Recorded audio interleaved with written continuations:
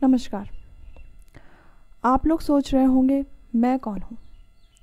दरअसल मैं एक नई कलम हूँ। अभी कुछ दिन पहले ही मैंने साहित्य की दुनिया में कदम रखा है। मुझे नहीं पता मैं कैसे लिखती हूँ और ये डिसाइड करने वाले तो आप होते हैं। लेकिन मैं झूठ नहीं बोलूँगी, मैं खुद के लिए लिखती हूँ। मैं अपने एहसासों को लिखती हूँ, अपने दुख को लिखती हूँ, खुशियाँ भी लिखती हूँ, शायद जो बहुत कम है। खुद को मोटिवेट करने के लिए भी लिखती हूँ और पढ़ती भी हूँ। कोई अगर मुझसे और कविता का परिचय पूछे तो मैं क्या कहूँगी? मैं कौन हूँ और मेरी कविता कौन है? दरअसल मैं एक कविता हूँ। मेरा नाम कविता नहीं है, लेकिन मैं कविता के जैसा बहना चाहती हूँ।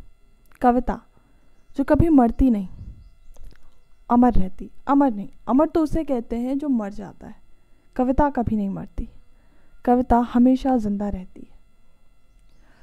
आपने कभी जिंदा लोगों के लिए अमर सुना है?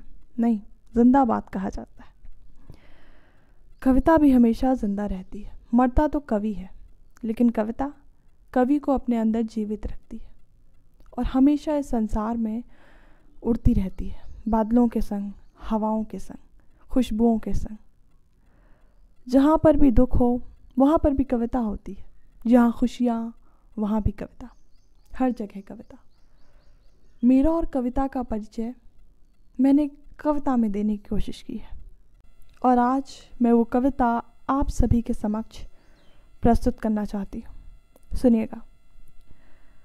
कविता तो जीवन की सार लगती, कविता तो जीवन की सार लगती, मधुबाला सी तू आती, मन पर घुंघरू बांध जाती।